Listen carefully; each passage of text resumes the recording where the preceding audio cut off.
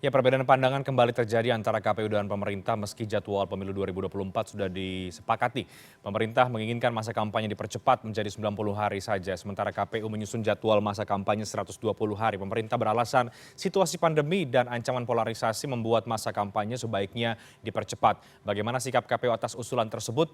Apakah alasan pandemi dan ancaman polarisasi ini cukup masuk akal untuk diterima oleh publik? Kita akan coba diskusikan pada malam hari ini soal masa kampanye yang belum menemui titik temu antara pemerintah dan juga KPU bersama dengan 3 narasumber yang bergabung dari luar studio. Ada Pak Idewa Kadewersa Rakasandi, anggota KPU RI, ada Pak Komarudin Watubun, anggota Komisi 2 DPR RI fraksi PD Perjuangan, dan juga Bang Ray Rangkuti, Direktur Eksekutif dari Lingkar Madani Indonesia. Selamat malam Pak Dewa, Pak Komarudin, Bang Ray Rangkuti, apa kabar? Baik, baik, alhamdulillah. Ya. Pak Dewa bisa mendengar suara saya dengan baik ya Pak Dewa? Bisa ya. Oke, bisa. baik. Cuma mohon maaf, saya tidak bawa headset ini lewat Ya. HP aja. Suaranya Bisa. jelas terdengar. Oke, Baik. jelas terdengar. Pak Dewa, saya mau langsung ke Anda dari sisi KPU. Ada waktu 120 hari yang direncanakan oleh KPU untuk masa kampanye. Ini pertimbangannya apa Pak Dewa? Baik, terima kasih Bang Renhat ya. Yang saya hormati Bang Komarudin dan Bang Ray Rangkuti ya yang hadir. Selamat malam. Begini, memang KPU ya telah melakukan kajian dan simulasi. Namun demikian apa yang menjadi masukan ya dalam RDP kemarin itu tentu akan menjadi pertimbangan kami. Bahwa masa kampanye itu sebetulnya sesuai ketentuan ya dimulai 3 hari setelah ditetapkannya daftar calon tetap ya untuk pemilu legislatif. Demikian juga daftar calon tetap untuk presiden dan wakil presiden. Nah, masa kampanye ini sebetulnya terkait erat dengan ketersediaan logistik ya. Karena begitu kampanye selesai, kemudian masuk ke masa tenang, dan setelah itulah kemudian pemungutan dan penghitungan suara itu dilaksanakan. Jadi kami sedang mengkaji sejauh mana regulasi yang ada dan juga kesiapan terkait dengan mekanisme pengadaan ya, kemudian proses distribusi logistik untuk seluruh wilayah Indonesia. Dan ini akan menjadi pertimbangan kami untuk kemudian merancang ya atau mendesain di dalam tahapan itu berapa hari sebetulnya masa kampanye itu bisa dilaksanakan, dan tentu kalau bisa kemudian ini dioptimalkan akan menjadi lebih baik. Tapi aspek ini saya kira menjadi sangat penting begitu ya. Oke, baik Pak Dewa. Jadi dari kajiannya KPU, waktu yang paling ideal dengan segala pertimbangan teknis dan non-teknis adalah 120 hari masa kampanye. Jadi untuk sementara demikian. Namun sudah kami sampaikan bahwa itu sifatnya masih rancangan ya. Jadi mekanismenya nanti kan setelah kemudian ditentukan hari dan tanggal pemungutan suara, maka sesuai dengan ketentuan undang-undang, KPU akan menerbitkan ya dalam waktu dekat keputusan KPU tentang hari, tanggal, dan waktu pemungutan suara pemilu. Nah, setelah itu kemudian KPU akan melakukan pencermatan kembali dan melakukan upaya untuk penyempurnaan ya terhadap rancangan peraturan KPU tentang tahapan, program, dan jadwal. Nah, di dalam rancangan PKPU ini tentu salah satunya adalah tentang jadwal kampanye ya. Jadi ini nanti akan kami coba lakukan ya pencermatan kembali, simulasi kembali. Nah, tentu hasilnya nanti akan kami sampaikan, termasuk akan kami konsultasikan ya bersamaan dengan penyampaian dan konsultasi rancangan PKPU untuk tahapan ya yang saya sampaikan tadi. Oke. Menarik. Saya ke Pak Komarudin Watubun dulu dari anggota Komisi 2 fraksi PD Perjuangan. Kabarnya kebanyakan di Komisi 2 justru menginginkan lebih cepat lagi ya Pak Komar, bahkan sekitar 75 hari. Benar demikian? Iya, teman-teman kemarin di semua anggota Komisi 2 dari berbagai partai memang menginginkan untuk waktu itu lebih cepat. Salah satu pertimbangannya adalah kalau penilaian, katakanlah kampanye atau pengenalan diri, program dan seterusnya, itu sebenarnya salah satu argumen kita adalah bahwa partai politik ini kan bekerja selama 5 tahun. Jadi mestinya rakyat sudah bisa punya penilaian partai mana yang layak dipilih atau calon-calon DPR anggota DPR mana yang layak dipilih. Itu salah satu alasan ya. Salah satu dari sekian banyak alasan. Alasan lain termasuk juga yang disampaikan pemerintah, kondisi ekonomi nasional kita dan seterusnya. Kalau memang pemilu yang lebih hemat, kenapa tidak lebih cepat proses? Karena kita sudah berapa kali kita selenggarakan pemilu dengan waktu pelaksanaan yang panjang, itu juga tidak menjamin bahwa kualitas pemilu lebih baik. Itu pertimbangannya. Oke. Apakah menentukan sekitar 75 hari itu juga sudah mempertimbangkan aspek teknis juga, Pak Komarudin, seperti tadi disampaikan oleh Pak Dewa ya, mulai dari persiapan dan lain sebagainya, itu kan membutuhkan waktu juga. Artinya dari 120 hari ke 75 hari itu lumayan. 75 hari itu termasuk ideal, karena kita ini kan pemain lapangan lah. Pelaksana partai politik itu semua kan pelaksana lapangan. Pasti sudah paham itu kerja-kerja teknis di lapangan. Tapi memang teman-teman dari KPU menyampaikan itu kemarin, itu kan menyampaikan dalam bentuk konsep. Idealnya begitu, tapi kan nanti bisa didiskusikan, dipikirkan jalan terbaik kan. Kalau menurut Pak Komar, mengapa lebih baik dipercepat saja menjadi sekitar 70 hari? Ini lebih cepat lagi dari usulan pemerintah nih. Pemerintah kan 90 hari. Pertimbangan apa? Apakah karena pandemi juga? Apa karena menurut Anda pertama, sudah cukup pandemi. waktu? Kedua, kami ikuti pemilu ini kan dari reformasi sampai sekarang itu seberapa puluh tahun. Ya.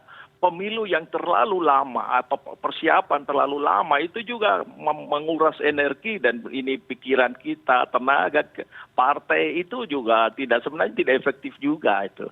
Jadi sebenarnya tidak ada jaminan juga kalau proses terlalu lama lalu kualitas pemilu lebih baik, tidak juga. Nah kalau memang lebih cepat tapi tidak menghilangkan proses substansi berdemokrasi, kenapa tidak itu? Oke. Saya ke Bang Ray Rangkuti. Bang Ray Rangkuti melihat dari luar bagaimana perdebatan soal masa kampanye ini? Apakah Anda melihat juga memang lebih baik dipercepat saja karena waktu yang lama juga tidak menjadi jaminan kualitas demokrasi, atau sebaiknya mengikuti apa yang kemudian menjadi usulan dari KPU 120 hari? Pilihannya bukan dipersingkat atau diperlama, Reinhardt ya. Tapi pilihannya adalah sejauh apa ketentuan yang berlaku yang memungkinkan kita membuat aturan lebih baik gitu, atau pelaksanaan lebih baik gitu. Sebab kalau kemudian kampanye dipadatkan, misalnya 90 hari seperti usulan pemerintah, itu artinya harus dimundurkan juga pendaftarannya. Karena ketentuannya kan menyebut bahwa kampanye itu dimulai 3 hari setelah penerimaan atau penetapan pencalonan dari para partai politik atau peserta pemilu secara umum. Nah, jadi ada rentetan dari ketentuan, mau pilih 90 hari, atau mau pilih 125 hari, pasti ada efeknya. Efeknya pada rentetan berikutnya itu. Gitu. Kalau sesudahnya, rentetan sebelumnya. Kalau rentetan sesudahnya sih menurut saya udah pakem ya. Pokoknya 3 hari sebelum hari H, kampanye sudah harus berhenti. Itu satu tuh. Nah yang kedua, bisa saja kemudian didesain, karena kan kampanye ada 2 ya, Renat ya. Satu kampanye tertutup istilahnya, satu kampanye terbuka. Kampanye tertutup ini kan yang door to door, yang dilakukan oleh para caleg ya. Yang boleh dilakukan setelah ada penetapan penetapan peserta pemilu gitu. Ya tadi Bung Rako sudah menyebutkan 3 hari setelah penetapan peserta pemilu sudah boleh dilakukan kampanye oleh mereka, dan itu sifatnya kampanye tertutup, bukan kampanye terbuka. Nah, ada satu kampanye terbuka. Kampanye terbuka itu yang mengumpulkan massa ya kan, ada podium, ya rame-rame dan seterusnya gitu. Nah, yang mana yang mau didesain nih? Apakah kampanye yang tertutup itu atau yang kampanye terbuka? Gitu. Yang mana yang mau dipadatkan? Ya, atau dua-duanya dipadatkan. Misalnya kalau kampanye terbuka itu, katakanlah misalnya berlangsung selama 1 bulan, saya lihat jadwal dari KPU itu mungkin dipadatkan menjadi 20 ataupun 15 hari. Bisa begitu dan seterusnya gitu. Tapi mau dipadatkan, dipilih salah satu di antara 2 model kampanye ini gitu ya. Yang agak berat itu adalah bagaimana proses pendaftarannya atau penetapan pendaftarannya. Sebab itu ketentuan undang-undangnya, kalau sudah ditetapkan, ya peserta pemilu dapat melaksanakan kampanye 3 hari gitu. Setelah yang peserta pemilunya ditetapkan. Artinya apa? Artinya pendaftarannya harus kita mundurkan lagi. Tidak lagi sesuai dengan skema yang dibuat oleh KPU, ya seingat saya itu bulan Oktober atau ya seingat saya itu, atau sebelumnya Juni, Juli, Agustus itu pendaftaran gitu. Tapi harus dimajukan lagi gitu. Jadi tidak dimundurkan itu. Itu pertama. Nah yang kedua pertimbangannya begini Bu Renhat ya. Bagi caleg yang lama seperti Pak Komarudin, itu sih tidak terlalu penting bagi dia mau lama mau tidak. Karena ya itu tadi selama 5 tahun beliau sudah kampanye kan. Melalui prestasi, melalui kinerja di DPR, macam-macam, melalui reses, macam-macam. Tapi bagi peserta baru, gitu, ataupun calon baru, entah itu di calon legislatif atau di pilpresnya, memang angka 90 hari atau 122 hari itu berarti banget gitu. Kalau dibuat 90 hari, mungkin bagi pemain baru, waduh ini cepat banget gitu. Apalagi 70 hari kalau ya. Dibuat ya, Apalagi 70 hari seperti kebanyakan anggota DPR yang apalagi 70 hari gitu. Nah, bagi pemain lama sih itu enak gitu, karena memang mereka sudah hampir 90% ya setiap pemain lama ini akan masuk lagi atau dicalekkan kembali. Tapi kan bagi pemain baru belum ada kepastian sampai betul-betul nanti disahkan oleh KPU, karena kita tahu bahkan ketika namanya masuk ke KPU sekalipun itu masih bisa diganti oleh partai politik gitu. Jadi belum ada kepastian bahwa mereka itu bisa lolos atau tidak lolos sebagai peserta pemilu gitu. Ya, ya. Nah jadi kalau hari itu pendek ya jelas bagi mereka itu nggak nyaman gitu. Tapi kalau hari diperpanjang ya itu memungkinkan mereka untuk melakukan sosialisasi yang lebih masif gitu. Itu yang kedua. Saya sih mengerti cara berpikir pemerintah ya. Kalau kita lihat misalnya perdebatan antara KPU dengan pemerintah soal jadwal hari H pemilu itu, satu hal ini kan dua pola pikir yang betul-betul berbeda. Kalau KPU itu undang-undang yang penting, aturan yang penting, soal bagaimana gejolaknya macam-macam, kayaknya bukan menjadi pertimbangan yang paling dominan di dalam pengambil keputusan oleh KPU gitu. Sementara pemerintah bukan aturannya itu masih bisa dicari solusi lah gitu. Tetapi memikirkan efek pelaksanaan pilpres dan pemilu yang serentak ini betul-betul harus dijaga. Nah salah satu caranya itu adalah jangan sampai pelaksanaan ini ya dilakukan dengan waktu-waktu yang mepet dan terlalu panjang, kira-kira begitu ya, sehingga nuansa politiknya begitu panjang yang mengakibatkan tadi ya pertimbangan ekonomi kurang bagus, keretakan polarisasi dan lain sebagainya, dan seterusnya gitu. Nah ini agak sulit mempertemukan dua kubu ini. Satu kubu adalah mempertimbangkan soal apa kata aturan gitu ya, yang satu kubunya adalah mempertimbangkan soal tidak hanya sekedar aturan, tetapi juga bagaimana di dalam aturan itu terjadi. Kalau termasuk misalnya mungkin pikiran pemerintah itu, kalau mau 2023 gitu ya, dan panjang sekali, boleh jadi partai-partai politik juga udah lebih sibuk ngurusin soal pemenangan pemilu 2024 ketimbang misalnya ikut bersama dengan Pak Jokowi untuk menuntaskan program-program. Oke, baik. Istilah saya saat itu 2023 Pak Jokowi itu akan bekerja sendirian. Gitu. Nah, oleh karena itulah didesain agar tidak terlalu lama, sehingga dengan begitu kesendirian itu juga, gitu loh kira-kira itu juga nggak terlalu lama dialami oleh Pak Presiden. Gitu. Apalagi dikaitkan tadi misalnya cara berpikirnya Presiden itu atau pemerintah itu kan antara hari H dengan pelantikan itu panjang banget gitu. Betul, baik Bang Rey. Misalnya kalau Februari, Oktober baru dilantik itu 6 sampai 7 bulan gitu. Jadi gonjang-ganjing politiknya sepanjang itu besar sekali, tapi yang agak pasti mungkin efektivitas pemerintah itu sudah nggak bisa. Yang diharapkan oleh pemerintah juga. Kita break dulu, nanti saya akan ke Pak Komarudin juga. Saya akan minta tanggapan bagaimana soal fairness tadi itu bagi yang calon-calon caleg senior sih mungkin waktu dipersingkat tidak menjadi masalah. Tapi bagi mereka pendatang baru atau partai-partai baru, nah ini menjadi sangat berarti Pak Komarudin soal waktu tadi itu. Dan di KPU apakah sudah ada soal kajian juga dampak secara politik misalnya kalau kemudian masa kampanye cukup panjang 120 hari soal efek polarisasi dan lain sebagainya, apakah itu sudah menjadi bahan pertimbangan? Kita bahas nanti usai jeda, kami akan segera kembali.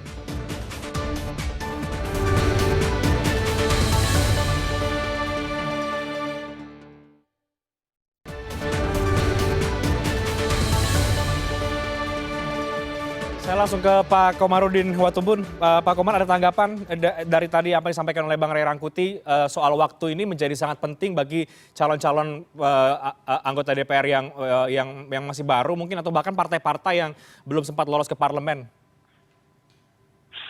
Saya setuju, kita proses pemilu ini kan proses demokrasi ya. Demokrasi memberi kesempatan kepada semua peserta pemilu. Yang tadi saya sampaikan itu berdasarkan pengalaman kita berulang-ulang ya, dari pemilu ke pemilu. Nah, biasanya partai-partai baru, saya tidak tahu persis masalah internal, tapi banyak waktu proses kampanye dan seterusnya itu tidak dimanfaatkan juga, dikasih ruang terbuka, tapi juga tidak efektif juga digunakan. Nah, tinggal KPU evaluasi saja kebiasaan selama pemilu ke pemilu, apa benar peserta baru itu menggunakan waktu maksimal atau tidak. Kalau tidak, ya buat apa juga diberi waktu yang begitu banyak tapi tidak dimanfaatkan baik. Tetapi kalau memang itu digunakan baik, ya boleh saja, tidak masalah. Oke, tetapi mempersingkat ini menguntungkan partai besar tidak? Anggota-anggota DPR yang sudah sering terpilih, itu Anda melihat ke arah sana juga, Anda setuju dengan itu? Ya pasti yang namanya partai yang lama ya, partai besar bukan besar saja, yang ya, lama partai itu lama, tergantung amal perbuatannya. Kalau amal perbuatan baik ya pasti menguntungkan, tapi kalau tidak baik pasti juga tidak menguntungkan kan. Itu penilaian rakyat. Dengan media yang begini terbuka, saya kira sangat banyak cara untuk menilai partai maupun orang per orang di dunia politik sebenarnya. Oke, baik Pak Komar, ini kan semata-mata hanya pemilu aja yang kita menilai orang. Ya, Pak Komar, ini kan ada perbedaan antara pemerintah dan juga KPU soal waktu. Nah, di tengah perbedaan itu DPR juga muncul dengan opsi yang lain. Tidakkah ini kemudian semakin memperbanyak opsi yang akhirnya menjadi lama lagi nanti diputuskan soal masa kampanye ini, seperti penentuan tanggal yang sempat lama dan baru kemarin diputuskan? Sebenarnya tidak soal, kan pemilu ini ibarat kita buat pesta, itu yang punya acara ini kan partai politik, ya. Nah, panitia itu KPU itu loh. Nah, kita katakan yang punya acara mengusulkan ini loh. Begini gimana menurut? Jadi tidak ada hal yang harus begitu itu. Itu tergantung didiskusikan. KPU juga punya pengalaman sejak reformasi sampai sekarang bagaimana pemilu kampanye dari waktu ke waktu, apakah digunakan efektif atau tidak, apakah benar kampanye berbulan-bulan itu melahirkan kualitas pemilu yang lebih baik atau tidak. Intinya lama atau cepat tidak boleh menghilangkan substansi kita berdemokrasi ya. Jadi kualitas dari demokrasi itu harus terjaga, itu intinya. Oke. Pak Dewa, soal efek dari masa kampanye yang lama misalnya, katakanlah 120 hari seperti desain awal dari KPU, yang kemudian diberikan usulan, soal ancaman polarisasi, okelah pandemi begitu ya, tapi apakah kemudian ancaman-ancaman itu sebetulnya sudah termonitor oleh KPU 120 hari itu, atau memang KPU yang mengikuti saja waktu yang kemudian ideal tanpa kemudian mempertimbangkan aspek soal yang tadi sudah kita bahas ya, soal ancaman polarisasi, waktu yang panjang melelahkan, menghabiskan energi dan lain sebagainya? Ya, baik, terima kasih ya. Memang kalau kita lihat dalam pengalaman pemilu 2019 yang lalu, itu masa kampanyenya cukup lama ya. Cukup lama, jadi antara 6,5 sampai 7 bulan begitu ya. Dan kalau kita lihat dari segi bagaimana kemudian memfasilitasi kampanye dalam waktu yang lama itu memang tidak mudah. Ambil contoh misalnya alat peraga kampanye ya, yang dipasang di titik-titik yang sudah ditentukan itu memang tidak mudah untuk merawatnya. Misalnya ada cuaca yang berubah ya, hujan, angin dan lain sebagainya. Ini adalah salah satu contoh saja. Namun demikian kami KPU tentu ya, selain ya, menyiapkan satu rancangan ya tentang peraturan KPU ya mengenai program, tahapan dan jadwal, maka kami juga akan mempertimbangkan masukan-masukan yang ada. Jadi bagi KPU ya, selain faktor-faktor tadi, maka sekali lagi yang masih menjadi kajian kami adalah soal logistik ya. Jadi soal logistiknya. Jadi begini, sebagai contoh ya, kalau kita berbicara tentang surat suara misalnya, kalau pemilu legislatif ini kan surat suara itu berbeda untuk setiap daerah pemilihan ya. Nah maka kemudian tentu ya proses pengadaan, kemudian pencetakan, sortir ya, pelipatan, distribusi ini memerlukan waktu. Itu dari aspek teknis penyelenggaraan. Sedangkan dari aspek regulasi, KPU sudah pernah menyampaikan ya dalam RDP beberapa waktu yang lalu, pentingnya kemudian ada satu regulasi yang memungkinkan untuk kemudian ya proses-proses pengadaan ini memungkinkan ya jika kemudian kampanye itu dipersingkat ya. Jadi ini juga menjadi pertimbangan kami. Oleh karena itu tentu dalam waktu yang ada ya, jadi KPU sebetulnya pertama sebagaimana yang saya sampaikan tadi mengatur ya tentang tahapan, maka persiapan-persiapan dalam rangka menghadapi pemilu ya dan pilkada serentak nasional 2024 itu juga terus dilakukan. Nah, berjalan dengan itu, maka ya dalam waktu dekat ini fokus kami adalah pada pencermatan ya, kemudian kajian kembali, simulasi, sehingga nanti mudah-mudahan ya pada saatnya rancangan yang kami sampaikan itu telah betul-betul komprehensif begitu. Nah, tadi Pak Komarudin ya, Bang Komarudin juga sudah menyampaikan, jika ada kendala-kendala teknis terkait dengan aspek regulasi misalnya, tentu diharapkan akan ada solusinya gitu ya. Nah, karena dari yang kami ketahui, memang proses pengadaan barang dan jasa ya, termasuk kelengkapan TPS ini juga ada aturannya. Nah, apakah mungkin ini akan bisa disediakan ya, sehingga ketika misalnya dipersingkat waktunya ya, maka aspek-aspek itu juga bisa terpenuhi. Nah, itu yang pertama. Kemudian yang kedua adalah bagaimana menjembatani ya antara metode kampanye yang ada dengan situasi pandemi. Ya, saya kira pengalaman dalam Pilkada 2020 ini bisa menjadi salah satu referensi ya bagi KPU, dan tentu juga adalah masukan-masukan dari pihak-pihak terkait gitu ya.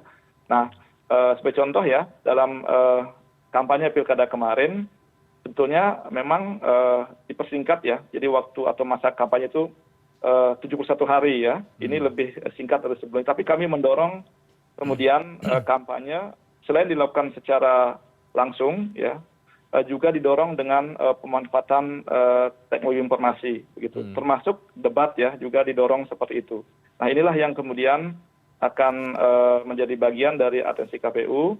Jadi selain tentang program tahapan dan jadwal, maka pengaturan di dalam PKPU kampanye juga menjadi penting. Dan KPU sudah mulai ya menghimpun PKPU yang dibutuhkan, kemudian masukan-masukan atau perubahan-perubahan apa yang diperlukan dalam rangka mengantisipasi ya kebutuhan dan menjawab masalah-masalah yang muncul ya, yang perlu kemudian kita antisipasi dari awal. Oke, baik. Pak Dewa, tapi singkatnya kalau memang masa kampanyenya dipersingkat ya, baik itu mungkin 90 hari seperti pemerintah yang usulkan atau 75 hari, 70-an hari seperti apa yang kemudian Komisi 2 usulkan juga, itu seberapa mengganggu terhadap semua persiapan dan juga rentetan baik sebelum dan juga sesudah di masa kampanye itu? Kalau kami ya, mohon izin ya, sampai sejauh ini memang kalau dari aspek penyelenggaraan tahapan ya, sekali lagi yang masih perlu diperdalam adalah kaitannya dengan logistik ya, dengan logistik ya. Jadi kalau misalnya dari aspek metode ya, kemudian aspek sosialisasi, rapat-rapat koordinasi dengan pihak-pihak terkait ya, baik misalnya di tingkat penyelenggara ya, di tingkat peserta, dan kemudian otoritas terkait ya, pemerintah daerah, pemerintah pusat dan sebagainya, saya kira itu selama ini berjalan dengan baik ya. Jadi ini tentu nanti akan kami formulasikan kembali untuk mendapatkan ya format yang lebih ideal ya di tengah-tengah situasi pandemi yang memang kita ketahui bersama ini belum berakhir gitu ya. Jadi selain mengoptimalkan dari metode-metode yang ada, kami juga harus melakukan pengaturan ya. Sebagai contoh misalnya dalam pilkada yang lalu itu kampanye rapat umum itu ditiadakan ya. Jadi karena situasi pandemi. Lalu didorong ya pertemuan tatap muka terbatas. dan jumlah orangnya yang hadir dibatasi. Dalam debat antar pasangan calon juga demikian, termasuk didorong pemanfaatan media IT. Kami juga telah mendorong agar masing-masing pasangan calon itu mendaftarkan akun-akun media sosialnya ya yang akan digunakan di KPU. Dan ini ya, kalau kita lihat berjalan secara umum berjalan cukup baik dan lancar. Nah, mudah-mudahan dengan pengalaman itu ya ditambah dengan perkembangan terakhir nanti ini bisa dirumuskan dengan baik. Oke, saya ke Bang Ray Rangkuti. Bang Ray, sejak awal kita melihat selalu ada perbedaan pandangan kan ya antara pemerintah dan juga KPU, juga DPR juga punya usul yang berbeda, terutama soal tanggal misalnya. Nah sekarang soal masa kampanye. Salah satu isu yang kemudian kerap kali dikeluarkan oleh pemerintah adalah alasan ancaman polarisasi. Nah, ini menurut Anda masuk akal tidak? Kemudian kalau sudah ada kekhawatiran itu gimana? Polarisasi itu menurut saya serius, Bung Reinhardt. Makanya sejak dari awal dulu, misalnya waktu terjadi perdebatan antara pemerintah dengan KPU soal jadwal pelaksanaan hari H pemilu, saya juga mengingatkan KPU agar juga mendengar apa yang menjadi keresahan pihak pemerintah gitu. Karena itu tidak mengada-ada. Gak usah kita sampai ke 2024 lah, Bung Reinhardt ya. Sekarang aja gejalanya udah kelihatan kok. Ya kan, tensi untuk menggunakan isu politik identitas itu terlihat sekarang juga udah mulai kelihatan gitu. Dan saya kira akan makin menonjol, makin menguat ya 2023 apalagi nanti 2024 gitu. Oleh karena itu kalau pemerintah misalnya mengatakan ancaman adanya katakanlah keterbelahan publik, saya kira itu bukan mengada-ada karena dari sekarang aja suasananya udah mulai terasa kok gitu. Udah mulai kelihatan gejalanya gitu. Di mana entah itu publiknya alias pemilih maupun kemungkinan para calon-calon peserta pemilu sudah mulai sedikit demi sedikit menyinggung ya politik identitas di dalam persoalan. Oleh karena itu ini salah satu tantangan terberat kita untuk pemilu 2024 yang akan datang. Sebab kalau betul-betul tidak ada desain untuk meminimalisasi penggunaan isu politik identitas ini, ya kita akan ribut aja.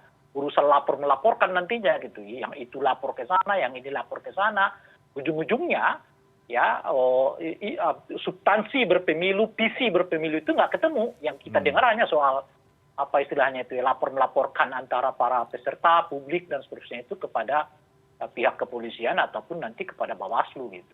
Nah itulah yang saya sebutkan tadi juga ya memang ini harus kita pertemukan antara desain ala KPU yang lebih menonjol aspek hukumnya gitu ya, dengan desain ala pemerintah yang menonjol kekhawatiran politiknya gitu. Nah cuman agak bedanya dengan jadwal hari H pemilu, sekarang ini kelihatan hampir mayoritas partai politik di DPR itu setuju dengan ide pemerintah terkait dengan pemendekan jadwal pelaksanaan pemilu, dan saat yang sama kelihatan KPU juga nggak terlalu ngotot untuk pelaksanaan ya penundaan pelaksanaan atau pemepetan pelaksanaan kampanye gitu. Saya kira kalau topik ini nggak akan lama diperdebatkan karena kelihatan baik partai politik, pemerintah pun juga KPU tidak ada masalah dengan pemendekan jadwal pemilu. Nah, cuman yang menjadi masalah itu adalah soal ya bagaimana pandangan dari ya caleg-caleg yang akan ikut serta mereka dalam pemilu, partai-partai politik yang akan juga sebagai peserta pemilu yang juga adalah pemula gitu. Jadi sebetulnya kalau kita lihat petanya ini partai politik lama plus dengan partai politik baru, kandidat lama dengan kandidat baru, kira-kira begitu. Karena soal bagaimana? Karena begini Bung Reinhardt ya, dulu kenapa kita menginginkan kampanye itu diperpanjang gitu? Itu kan perdebatannya karena memang merasa kok khususnya oleh pemain-pemain barunya selalu merasa pendek sekali untuk memperkenalkan. Masa 30 hari, 40 hari. Ya kita nggak bakal dikenal oleh orang lah. Nah, ujung-ujungnya kemudian ya nggak usah pakai pengenalan. Bawa inilah uang satu tas, uang satu koper aja selesai. Jadi ada efek juga secara langsung atau tidak langsung antara kenaikan politik uang dengan pendeknya masa kampanye gitu. Nah oleh karena itulah sehingga saya dulu ya didesain masa kampanye itu diperpanjang dengan dua bentuk. Satu, kampanye tertutup, di mana kandidat datang sendiri-sendiri ke rumah, gitu ya. Dan tentu simbol-simbol macam-macam difasilitasi oleh KPU. alias uang negara gitu. Dan yang kedua adalah kampanye terbuka. Oke. Saya sih lebih condong ya kalau misalnya diperpendek, justru kampanye terbukanya aja di apa namanya itu ya dipersempit gitu atau dipendekkan gitu. Kenapa gitu? Karena tadi misalnya Pak Komarudin mengatakan, ayolah kita evaluasi efektif nggak ini kampanye gitu. Kalau door to door itu menurut saya efektif Pak Komarudin ya. Kalau menurut saya sih itu hubungan antara kandidat dengan rakyat itu betul-betul menyatu karena mereka datang langsung ke pintu-pintu masyarakat gitu. Tapi kalau kampanye terbuka itu lebih banyak musiknya ketimbang penyampaian visi misinya gitu. Belum lagi soal apa namanya pelanggaran lalu lintas lah, inilah, itulah gitu lah. Oleh karena itulah sebetulnya menurut saya kalaupun nanti dipendekkan, saya lebih condong kampanye terbukanya yang dipendekkan gitu. Tapi yang door to door itu justru harus didorong. Bahkan kalau saya ya buat idenya sejak hasil pemilu disahkan, sejak saat itu partai politik dan kandidat berhak untuk kampanye secara langsung kepada masyarakat. Itu idenya kalau saya. Oke, baik. Nanti saya minta tanggapan dari Bang Komarudin, tapi usai break kami akan segera kembali dan saya juga ingin tahu apa pandangan Bang Komarudin soal ancaman polarisasi. Mungkin Pak Komarudin punya pandangan yang berbeda. Kita akan segera kembali saat lagi di segmen terakhir dialog. Tetap bersama kami di CNN Indonesia Newscast.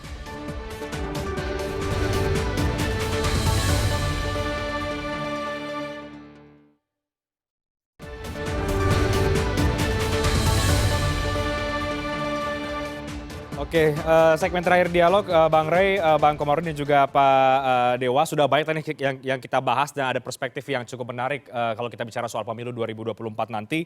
Tapi terakhir, ini di segmen terakhir saya mau ke Pak Komarudin. Ada tanggapan, Bang Komar, ini lebih baik menurut Anda kampanye yang mana yang dipersingkat, terbuka atau yang tertutup yang seperti tadi Bang Ray Rangkuti katakan? Ya, saya setuju dengan Bang Ray tadi.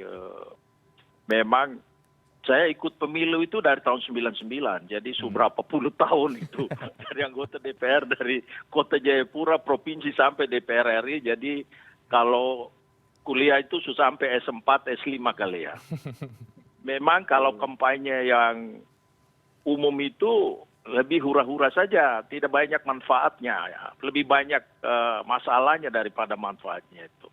Saya setuju dengan Bang Ray tadi. Kalau mau diperkuat itu dialog-dialog dalam komunikasi langsung. Jadi kandidat itu diuji.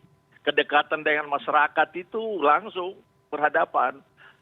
Tapi kalau yang umum-umum selama pengalaman kita selama ini kan lebih menunjukkan show of force dan juga banyak. Benar itu banyak buat masalah lalu lintas, hanya macam-macam. Orang mobilisasi massa besar-besaran padahal di ojek-ojek apa ya dapat untung dari ekonomi tapi dari segi pendidikan politiknya lemah itu lah kalau kampanye. Saya setuju lah kalau Pak Dewa juga kalau kita mau persempit untuk yang pertemuan terbatas dalam dialog dan itu dituntut juga kami calon-calon yang mau maju lagi untuk datang ke rakyat untuk minta dukungan. Tidak cukup taruh-taruh baliho spanduk di jalan-jalan itu. Tidak tahu. Baik. Saya setuju. Baik, Bang Komar, tapi kalau pandangan Anda soal ancaman polarisasi di pemilu 2024 seperti apa sehingga perlu untuk melihat kembali masa kampanyenya? Wah, itu realitas politik nanti. Bu, jangan 2024, sekarang saja sudah di mana-mana.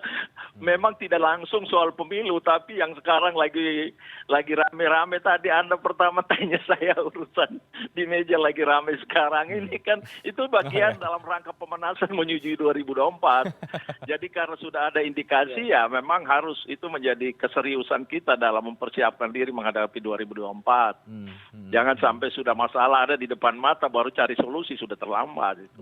Oke. Saya ke Pak Dewa. Pak Dewa, jadi bagaimana ketika sudah ada usulan dari pemerintah soal masa kampanye, apakah ini memang sejauh mana ini akan dikaji dan kapan kemudian mungkin KPU bisa memberikan pandangan atau merespon secara resmi soal masa kampanye ini? Baik ya, terima kasih. Ya tentu KPU ya. Dari pemilu ke pemilu ya maupun pilkada ke pilkada itu banyak mendapat masukan ya tentang teknis penyelenggaraan. Tentu kami berterima kasih ya karena ini 2024 ini kan luar biasa ya di tahun di mana barangkali adalah hal baru dalam sejarah ketatanegaraan kita ya Jadi kita memang harus betul-betul berhati-hati dan cermat mempertimbangkan aspek-aspek teknis dan tata kelola penyelenggaraannya. Nah, selain pengaturan soal jangka waktu kampanye ya, kami tentu mulai sekarang ya, saya kira ini penting untuk saya sampaikan, kami mendorong proses sosialisasi dan pendidikan pemilih sejak awal ya, dan ini sudah berjalan. Sebagai contoh misalnya, mulai tahun 2021 ya, KPU bersama KPU Provinsi dan Kabupaten Kota, kami mendorong program ya, Desa Peduli Pemilu dan Pemilihan. Ini adalah sosialisasi yang dilakukan dengan lokus ya, desa atau kampung atau kelurahan. Jadi kami memiliki modul ya tentang program ini ya. Salah satunya adalah tentang bagaimana upaya untuk mencegah ya berita-berita hoax ya, antisipasi kampanye sara dan lain sebagainya. Jadi ada dua ya dalam pandangan saya. Jadi mendorong proses sosialisasi dan partisipasi masyarakat secara lebih awal. Kemudian yang kedua tentu penyempurnaan dalam aspek teknis penyelenggaraan kampanye itu sendiri ya. Nah ini tentu ya menjadi atensi KPU, dan soal kapan KPU akan menyampaikannya tentu ya saya ingin menggarisbawahi bahwa pembentukan PKPU itu kan ada mekanismenya. Jadi nanti akan ada setidaknya ya, ada dua peraturan KPU yang terkait. Pertama adalah peraturan KPU tentang tahapan program dan jadwal. Kemudian yang kedua adalah peraturan KPU tentang kampanye. Nah, mengenai kampanye rapat umum ya, sekali lagi untuk Pilkada 2020 kemarin itu ditiadakan ya. Jadi ini diatur di dalam peraturan KPU untuk pilkada yang lalu. Mengapa? Ya karena memang situasi pandemi dan untuk pencegahan penularan ya atau terjadinya klaster-klaster baru akibat situasi pandemi. Nah, ke depan akan kita lihat. Jadi kami telah memiliki cukup banyak bahan ya yang bisa dijadikan sebagai dasar ya untuk penyempurnaan peraturan KPU itu nanti. Jadi pada prinsipnya kampanye itu kan bagaimana kemudian visi misi ya dan program peserta itu dapat sampai secara efektif kepada masyarakat. Nah, metode inilah yang kemudian akan kami dorong ya dengan tanpa kemudian menimbulkan ekses yang tentu tidak kita inginkan. Nah, ekses itu antara lain dalam situasi pandemi yang belum berakhir dan juga tentu potensi-potensi permasalahan yang lain. Nah, untuk itu kami KPU ya tentu ya akan melakukan langkah-langkah dan sebelum kemudian itu diundangkan, saya kira masukan semua pihak ini menjadi sangat penting. Demikian, Baik, terakhir ke Bang Ray Rangkuti singkat, Bang Ray, jadi dengan segala pertimbangan dan juga sudah yang sudah kita bahas sejak awal ini, bagaimana sebaiknya antara pemerintah, KPU dan juga mungkin DPR agar kembali satu suara lagi bertemu titik temu yang sama, terutama di masa kampanye yang sempat terjadi perbedaan sampai dengan hari ini?